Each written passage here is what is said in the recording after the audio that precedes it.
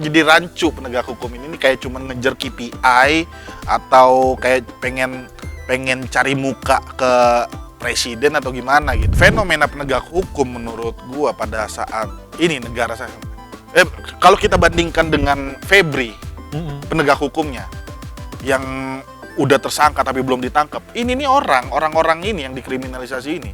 Baru beberapa jam aja langsung tersangka, langsung ditangkap. Sekali Dadan pun menurut gue juga menghukum dia itu telat. Negara udah rugi berapa lama. Yang saya benci di rezim ini adalah penegakan hukumnya. Oke. Sangat buruk.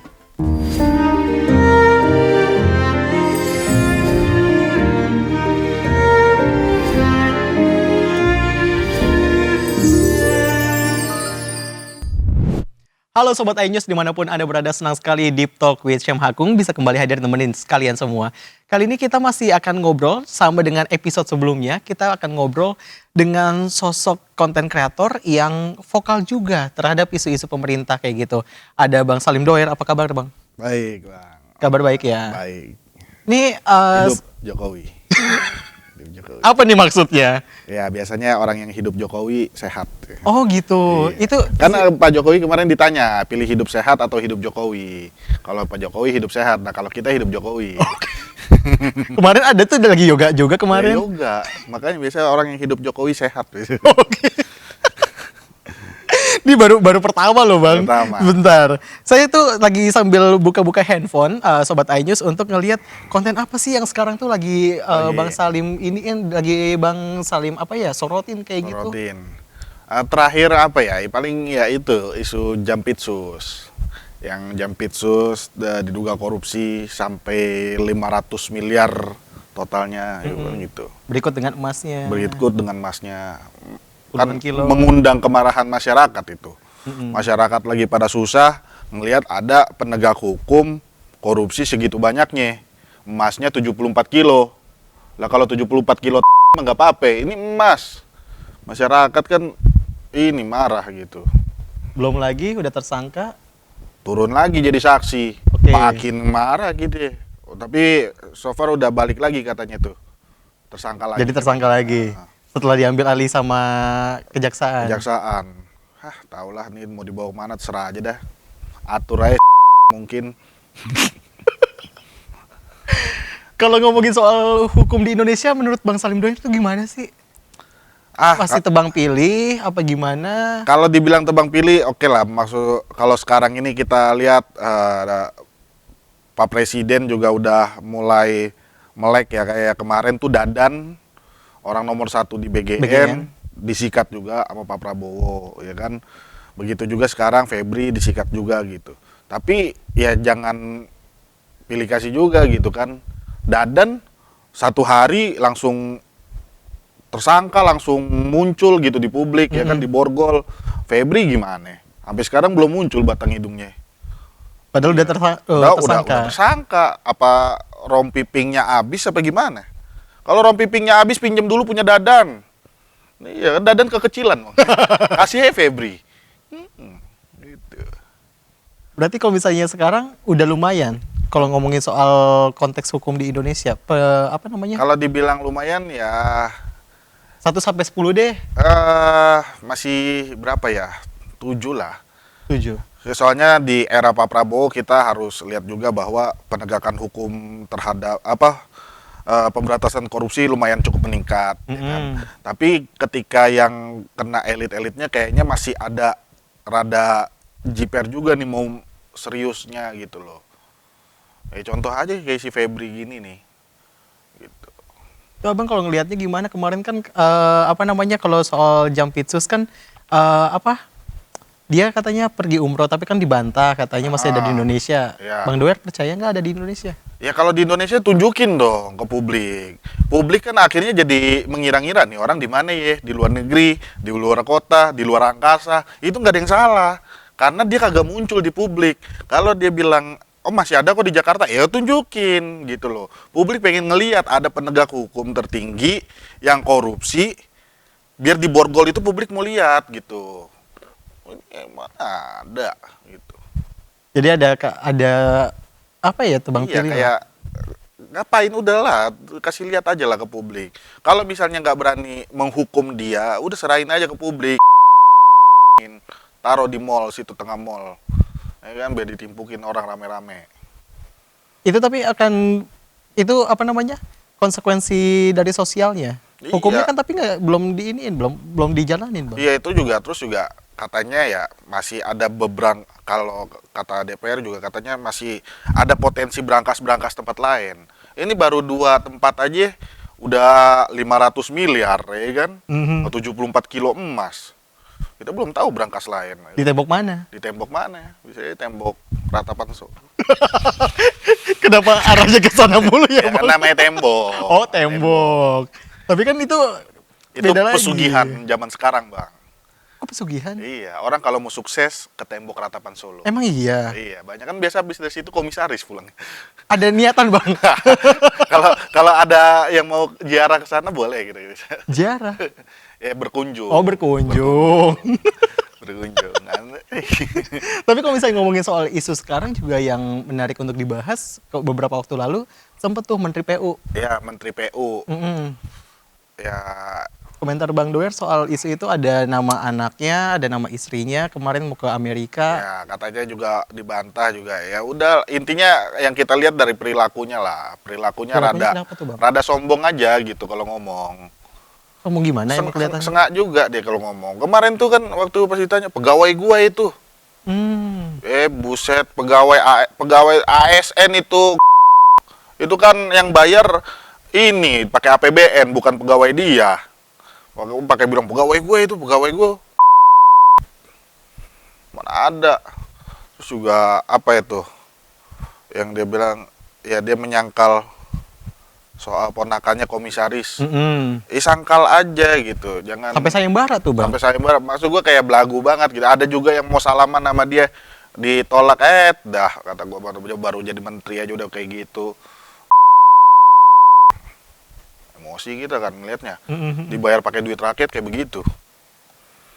Makanya nih kadang-kadang yang membuat kita resah ini para pemangku kekuasaan nih, para pejabat publik tapi attitude-nya kurang ajar, nyakitin rakyat gitu kan. Dilihatnya kan kesel, emosi rakyat juga. Rakyat itu tuan nih barat kata.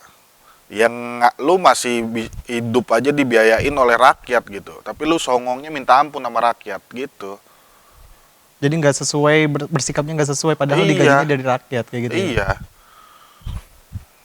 Ya gitulah, Bang. Kalau ngomongin soal isu-isu yang sekarang juga yang ramai tuh apa sih, Bang? Yang kayaknya orang-orang tuh pada greget gitu loh. Greget, dan harus semuanya nih harus bersuara lah. Anak muda juga semuanya ayolah pada melek juga terhadap politik juga gitu kan. Sepenting apa sih, Bang, anak muda harus berpolitik? Anak muda harus berpolitik. Bila perlu jadi wapres. Wapres kan bagus tuh kan. Oke, anak muda. Iya. Itu contoh figur anak muda yang berpolitik, Mas Gibran. Oke. Walau dibantu ya, tapi bagus. Dibantu maksudnya gimana tuh? Ya kan dibantu ini bapaknya Untuk? untuk jadi wapres. Ya kan tetap dipilih masyarakat. Ya dipilih oleh masyarakat. Coba kalau bapaknya nggak jadi presiden, Mas Gibran tetap jadi tukang martabak. Bisa aja ya, Bang. Banyak lah anak muda yang kita lihat juga di pemerintahan. Ya harusnya emang harus diisi oleh anak muda gitu. Ada Seskap Teddy juga kan sekarang karirnya cemerlang gitu kan. Bagus juga gitu. Jadi emang harus berpolitik ya anak-anak muda sekarang. Harus berpolitik anak muda. Dan saya juga kritik juga nggak cuman, bukan yang emang wah semuanya pemerintah jelek, nggak ada. Saya banyak kok yang konten-konten saya yang memang apresiasi pemerintah yang memang bagus gitu kan. Banyak, Apa aja tuh? banyak ya, kayak Pak Prabowo mengalokasikan 14T kalau nggak salah untuk 70 sekolah gitu kan. Terus Pak Prabowo untuk memberikan beasiswa untuk guru-guru biar sampai sarjana. Itu kita apresiasi, saya angkat. Saya angkat duluan malah dibandingkan buzzer-buzzer pemerintah. Malah saya duluan yang angkat. Oke. Jadi ya saya itulah objektif lah, nggak semuanya jelek gitu, nggak. Masih ada yang bagusnya juga. Bagus, apresiasi kok. Gitu. Jadi kalau misalnya anti pemerintah nggak juga ya, Bang? Enggak juga. Kalau kita kan pengennya pemerintah itu jadi lebih baik. Mm-mm. Goals kita kan pengennya jadi pemerintah itu jadi lebih baik. Bukan berarti pemerintah ini harus bubar kan, enggak kayak gitu goalsnya. Kalau misalnya ada yang menyalahartikan gimana bang? Ya, itu ya itu di luar kuasa kita lah. Intinya kan kita menyampaikan pendapat kita ini, terserah orang nanggapnya kayak bagaimana, ya itu kapasiti orang masing-masing gitu. Kalau misalnya ngomongin soal isu-isu yang beredar juga, Apa? Bang Salim Doyar kan juga vokal kayak gitu kan. Awal-awal banget tuh kontennya emang kayak gitu atau gimana sih bang? Emang kayak gini bang, awal-awal emang kita resah aja ya. Dulu saya pertama kali ngikut awal-awal tuh sebelum konten tuh cuman nge-repost story doang. Oke. Kayak ada berita jelek cuman repost story, belum konten tuh. Oke. Pertama 2000 kali, berapa tuh bang? 2 tahun lalu. Oh tahun baru. Oh baru berarti ya. Baru. Yang Oke. ngebuat trigger saya tuh dulu Bang DJ Doni. Ini orang berani banget nih, ya kan? Ini orang ngomongnya kasar, kok berani gitu. Terus kagak ngapa-ngapa. Gue coba deh konten juga. Kebetulan gaya bahasanya sama. Mm-mm. Karena kan kita orang Betawi kan. Kita lihat, wah, coba konten. Naik. Mungkin keresahan masyarakat sama dengan keresahan gue kali. Akhirnya itu. Tapi sempat dapat ancaman kayak gitu nggak sih? Ancaman biasa bos, konten-konten kayak begini mah ancaman biasa. Ancamannya apa Ya aja? Bang? kayak entah di WA, DM segala macam. Di WA tuh maksudnya apa bentuk-bentuk isi WA-nya tuh apa bang? Kayak gua tahu lu lagi di sini, dikasih lokasinya apa segala macam. Ya itu udah biasa. Dikirimin foto gua, foto keluarga segala macam itu udah biasa. Cuman kan kalau kita minta udah kebal aja. Kalau dari DJ Duni kan atau influencer lain kan ada yang sampai diteror kayak gitu. Gue pernah sempet diteror waktu itu, dikirimin bom molotov. Kayak Bang DJ Doni juga. Bang DJ Doni itu dia di molotov dilempar. Oke. Nah kalau gue dilakban, suruh lempar sendiri. Suruh lempar sendiri. Itu Jadi orangnya males. Kejadiannya tahun berapa bang? Tahun kemarin. Sama berarti peristiwanya dekatan Bareng, Oh barengan. barengan sama influencer-influencer yang lain. Cuma gue mikirnya gini bang, gue sih tidak, gue angkat konten itu, gue bilang yang meneror, gue bilangnya itu bukan pemerintah. Itu bisa jadi ada pihak yang memang diuntungkan ketika pemerintah dan influencer itu bersih tegang. Nah, Masih husnuzon ya. masih husnuzon. Ya kan kalau misalnya pemerintah bersih tegang sama influencer kan ada satu pihak lah pasti diuntungkan. Tegang juga dia. Astagfirullahaladzim. Ya gitu. Terus kalau misalnya apa namanya konten-konten kayak gitu sempat dapat, kalau misalnya dari pemerintah sendiri ada yang sempat ngontak gak sih bang? Sempat ngontak. Ya, Kayak harus take down nih kayak gini misalnya atau ya apa? ada beberapa tuh pasti ada. Cuman kalau gua kan kagak gua ladenin. Oh tetap aja tuh jalan. Iya. Banyak yang gua katain minta take down tapi gua bilang emang gua sebel aja sama nih menteri gitu kan. Kagak gua take down. Oke. Biarin aja. Tapi aman bang? Aman. Atau ada ancaman Nggak lagi? Nggak ada. Yang terbaru apa? Nggak ada ancaman sih sejauh ini. Nggak ada, cuma diminta take down. Nggak. Itu juga udah lama banget. Oh itu kasus apa waktu itu bang? Apa ya? Ya kalau saya sih sebenarnya banyak yang saya nggak bisa angkat kan, kayak ada beberapa yang memang orangnya baperan gitu ya, saya nggak ada. Cuman Siapa? saya nggak sebut. Nanti antum mancing-mancing saya sebut gimana sih? Siapa sih emang bang? Cuman ada lah Oh intinya. ada. Ya intinya kalau saya fokusnya itu mengkritisi kebijakan dan statement dia sebagai pejabat publik. Saya nggak masuk ke ranah personalnya. Kayak menteri, misal contoh Menteri Bahlil. Yang saya kritisi dia adalah kebijakan dan statement sebagai pejabat publik. Bukan personalnya dia. Mau dia orangnya kayak gimana bodo amat gitu kan. Yang penting lu sebagai pejabat publik, lu yang disorot publik, kacamata itu yang saya ambil, yang saya kritisi gitu loh. Ya lu mau punya ani-ani berapa itu gua nggak masuk ke situ deh. Emang ada bang yang punya ani-ani? Ya kan kita nggak tahu. We Oke. never knows. Namanya orang namanya orang butuh aja. Oh berarti bang Salim punya? Ya kalau saya emang enggak. Oh enggak. Saya enggak.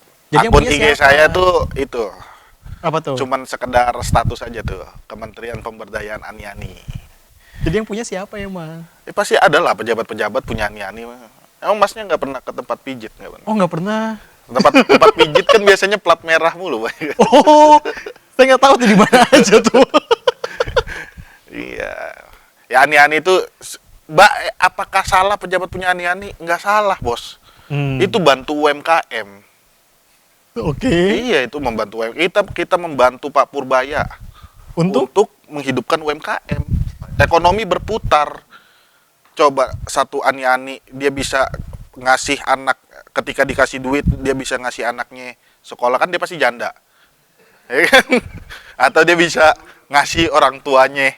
Bener gak? Oke. Ini berkah, Bos. Jadi ekonomi itu berputar. Nah, si ani-ani ini dia punya uang, dia belanjakan lagi ke pasar. Ya kan, dia belanja warteg, dia belanja Indomaret, atau dia belanja apapun itu. Ekonomi nanti berputar lagi, sektor real. Makanya yang lebih jelas daripada Kopdes Merah Putih, daripada MBG, ani-ani lebih jelas. Emang Kopdes gak jelas, Bang? Loh, perputarannya lebih cepat ani-ani kok. Iya, jadi nggak salah juga orang punya ani-ani, silakan. Kalau saya sebagai ini ya, pemerhati ani-ani ya, karena memang kita suka memandang orang itu sebelah mata, Bang. Tapi kan kita nggak pernah tahu apakah dia memang ingin menjadi ani-ani itu karena kepengenan dia, kan nggak tahu. Dia bisa saja dipaksa oleh keadaan, yang mana keadaan itu bertemu dengan orang yang membutuhkan, si pejabat ini gitu loh. Ekonomi jadi berputar. Daripada uangnya ditimbun sendiri di brankas, mending buat ani-ani, berputar ekonomi. Lah untuk masyarakat juga kan? Buat masyarakat juga. Kan ani-ani belanja juga, belanja sayur, belanja. Emang belanjanya sayur? Ya pasti makan sayur lah, belanja beras, belanja telur. Oke. Iya, itu ekonomi sektor real yang memang harus berputar. Saya sampai speechless ini. Makanya kalau kita bilang memberdayakan UMKM ini loh, UMKM hidden yang tidak terlihat, tapi dia membantu perekonomian bangsa. Saya bingung nih harus nanggepinnya kayak gimana. Ini cuma lucu-lucuan aja ya, jangan serius. Nah, kalau misalnya ngomongin soal isu-isu sekarang kan banyak juga itu yang bisa dikritik-kritikin kayak gitu kan. Banyak. Setiap hari kayaknya pasti ada aja lah, Bang, berita. Capek nggak sih, Bang? Jujur sebenarnya capek. Saya itu pengennya konten komedi aja lah sebenarnya. Tapi emang kita lihat buka berita, aduh berita ini lagi, berita resah juga, keresahan. Ya udah kita angkat jadi konten gitu. Dan kebetulan ya keresahan publik sama gitu keresahannya. Ya udah kita bareng-bareng dah gitu. Apalagi kemarin juga dolar sempat 18.000 lagi kan. Dolar sempat 18.000. Iya. Bahkan yang lebih ada buzzer bilang dolar naik itu bagus lah. Dolar naik bagus. Iya, bagus kata dia. Soalnya kalau petani karet katanya kan berhitungnya pakai dolar ya, yang untung petani karet. Karena apa? Dia ekspor. Coba kalau yang impor, petani jagung, ya kan, petani tepung segala macam, yang ini yang impor ya boncos juga. Mereka itu kan kacamatanya dari satu sisi, nggak holistik. Emang buzzer-buzzer. Hati-hati, Bang, takutnya ntar dipanggil pemerintah lagi. Oh, kalau saya kan memberikan masukan ke pemerintah, carilah buzzer yang kompeten gitu loh. Kalau nyebokin, jangan ngawur. Kalau nyebokin, jangan pakai argumen indukan ayam. Maksudnya gimana tuh? Ada buzzer debat sama Bang Ferry Amsari pakai argumen indukan ayam. Yang ngerti dia doang. Publik agak ngerti. Iya, mending kalau dipanggil jadi komisaris, ini kagak. Tapi ada niatan, Bang, untuk bagus-bagusin kayak gitu? Apa bagus-bagusin? Kalau kebijakannya benar saya bagusin kok, pemerintah mah kagak perlu disuruh. Gak perlu jadi buzzer? Gak perlu jadi buzzer. Kalau kita kan objektif aja, Bang. Kalau misalnya ada kebijakan yang pro rakyat, yang emang bagus, ya kali kita tetap jelekin, kan enggak. Tetap kita angkat bagus lah. Gitu. Kayak misalnya ada MBG nih, amplifikasinya bagus kayak prasmanan, guru bisa ikut makan, makanannya steril. Ya kita angkat, kita bagus, kita bilang ini baru jadi contoh buat SPPG lain. Kayak gitu saya mah. Nah, kecuali kalau ada MBG semangkanya setipis lelenya segede cupang. Nah, itu baru kita maki-maki. Lu yang bener aja lu, ini duit rakyat, lu kasih makan anak orang kayak begitu. Nah, itu ya operasionalnya yang saya kritisi gitu loh. Oke, jadi kalau misalnya emang benar ya diapresiasi, Ya, kalau enggak itu kan suatu hal yang wajar. Kadang-kadang saya ngangkat konten apresiasi saya dibilang cair. Aduh, oh cair itu maksudnya dapat duit. dapat duit. Padahal Cair. padahal iya, enggak. Iya. Enggak lah. Masa kita apresiasi yang bagus kita bilang dibilang cair ya nggak bisa begitu. Kita tuh sebagai masyarakat juga harus fair. Nggak semuanya yang dari pemerintah itu jelek. Dan nggak semuanya bagus juga. Ya imbang aja Walaupun lebih banyak kritiknya. kritiknya. Karena kan sebenarnya kritik itu kan untuk perbaikan, bukan berarti benci. Kritik saya kagak ada udah urusannya personal, nggak ada. Lu mau rumah tangga lu kayak gimana, kayak mau apa kayak urusan lu dah. Kalau kita tuh ngatain dia sebatas kebijakan publik sama statement dia sebagai pejabat publik, udah. Sisanya udah tuh nggak ngurus. Nah, iya, terserah lu mau punya selingkuhan berapa kayak pejabat atau bodo amat kita mah.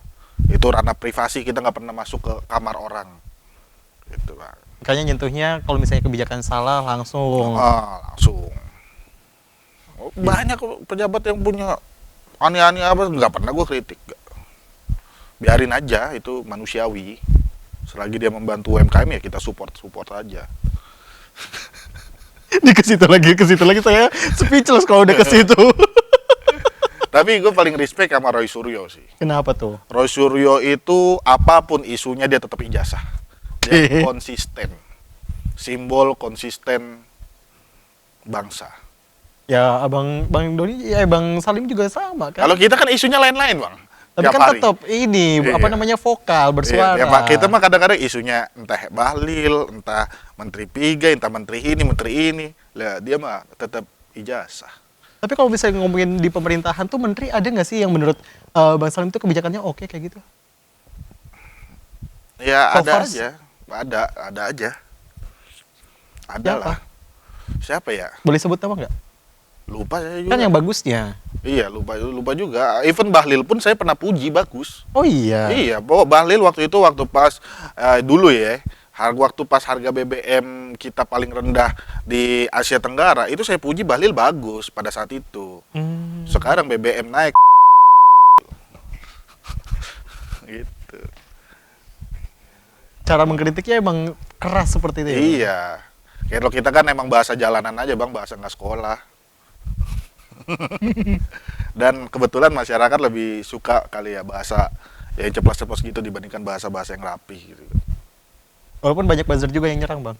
Ya elah, buzzer nyerang juga kayak dikelitikin, Bang. Bukan level kita juga. Buzzer juga kalau dikumpulin jadi satu, lawan saya sendiri juga nggak ada apa-apanya, Bang. Mereka kan ya pemerintah jelek dipaksa bagus, dicebokin gitu. Ya masyarakat enak juga ngeliatnya kan. Ya mau sampai kapan sih lu nyebokin pemerintah gitu kan? Ya kalau jelek ya lu kritisi dong gitu. Kalau emang bagus ya baru lu apresiasi gitu. Objektif aja. Tapi so far kalau misalnya ngomongin ini kan 2026 ya. 2026. Hampir 2 tahun dari kepemimpinan Presiden Prabowo Subianto dan juga wakilnya Gibran. Gibran Rakabuming.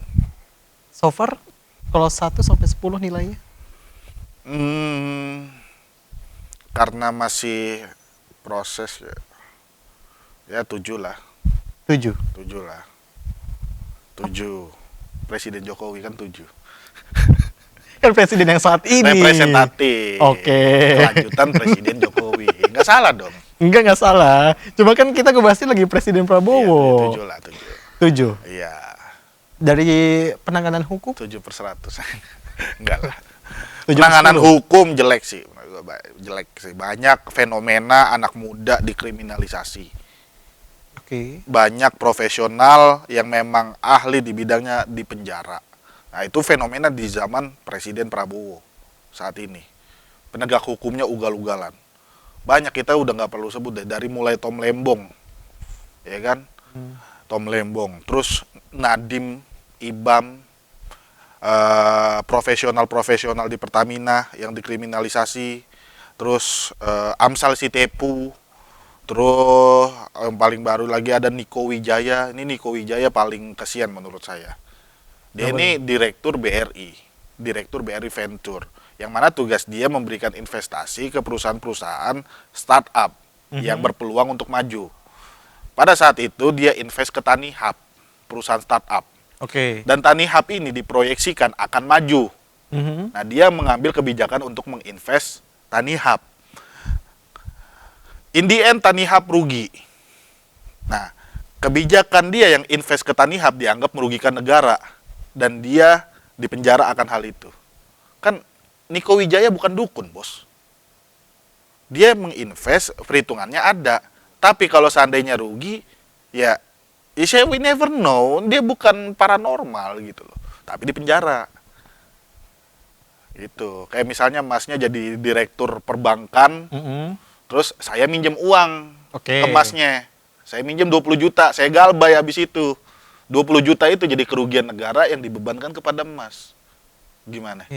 Nah, itu jadi rancu penegak hukum ini kayak cuman ngejar KPI atau kayak pengen cari muka ke presiden atau gimana gitu. Oh, udah hukum ini gitu. Apalagi Amsal Sitepu.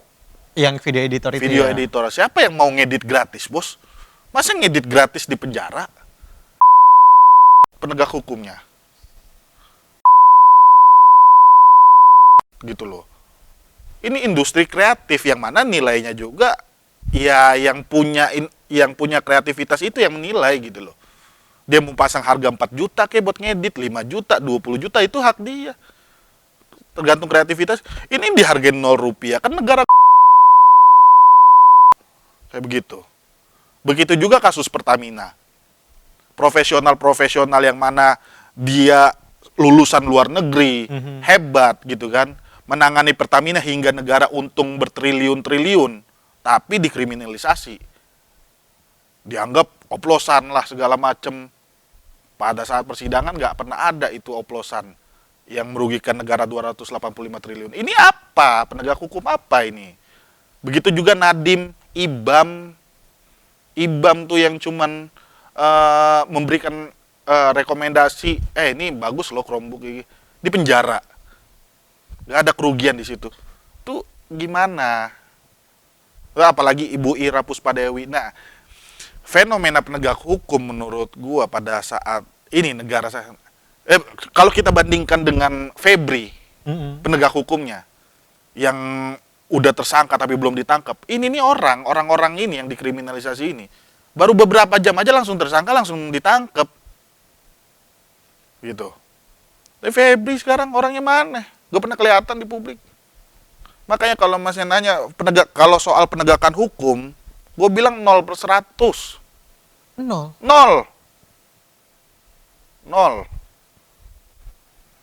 Gitu. Dadan pun sekali dadan pun menurut gue juga menghukum dia itu telat. Negara udah rugi berapa lama dan sering kali dadan bohong dan itu dibiarin aja gitu. Kayak waktu pernah bohong di kabinet.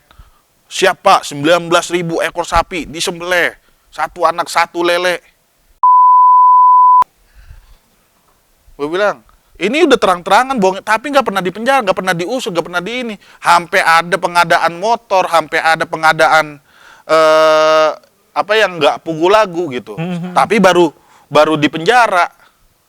Kenapa nggak dari kemarin? Telat juga kan?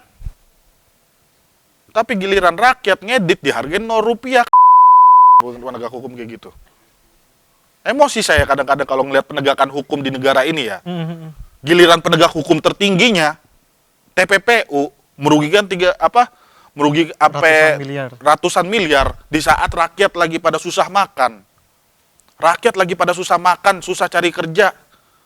Nonton penegak hukum tertinggi nimbun duit segitu banyaknya. Sampai ngegondol Monas itu 74 kilo mah. Monas ditaruh di berangkasnya kan. Itulah yang saya benci di rezim ini adalah penegakan hukumnya. Oke. Sangat sangat buruk. Terakhir Bang, Tajam ke yang lemah tapi tumpul ke Solo. kok jadi ke Solo? Ke teman dekat. Raja Juli diproses nggak sampai sekarang? Raja Juli jelas-jelas terima amplop loh. Diproses nggak? Katanya udah dibalikin. Itu tuh pemerintah DPRD Sumut ketahuan suap, ngebalikin, di penjara 5 tahun. Harusnya tetap diproses. Proses dong. Iya, walaupun udah dibalikin. Itu selama 12 hari atau 13 hari itu nggak dibalikin. Diputer dulu apa main balak 6? Apa gimana? Iya kan? Oke. Sylvester, ini Sylvester menurut gua nih, terakhir Sylvester. Sylvester itu simbol bahwa hukum ini bentukannya. Kenapa tuh Bang? Dia sudah terpidana, ya kan? Terpidana 5 tahun penjara. Tapi sampai sekarang nggak dihukum, malah jadi komisaris. Coba itu. Sylvester sudah terpidana, tidak dihukum, tapi malah jadi komisaris. Ini kayak ngelempar ke muka presiden ini. Ini serius nggak sih ini hukum di negara ini kayak begini? Itu loh. Tapi giliran maling ayam, 2 tahun penjara, 5 tahun penjara. Maling ini, aduh, giliran rakyat kecil yang maling dia dikejarnya udah ampun-ampunan. Kayak kakek-kakek maling karet buat nyambung hidup makan di penjara. Coba. Kemana keadilan soal bullshit semuanya? Kalau kita bilang penegakan hukum di era sekarang ya, ya itulah. Makanya saya nggak salah juga bilang penegakan hukum di negara ini tajam ke yang lemah, tumpul ke Solo. Iya. Terakhir Bang, harapannya untuk pemerintah. Udah beresin lah, ini penegakan hukum dulu lah, rapihin, udah itu aja dulu. Penegakan hukum. Penegakan hukum Concernnya di rapihin. situ. Iya, concern dulu di situ. Kalau penegakan hukum rapi, penegakan hukum tidak tebang pilih, mau yang atasnya juga, mau menteri apa segala sikat, kagak ada pandang bulu, rapih, menteri juga bakal bener kok kalau misalnya penegakan hukum bener. Dia nggak berani maling, dia nggak berani nyopet. Penegakan hukum aja dulu dah adil, dah rapih, jangan mengkriminalisasi orang. Nah, itu aja dulu.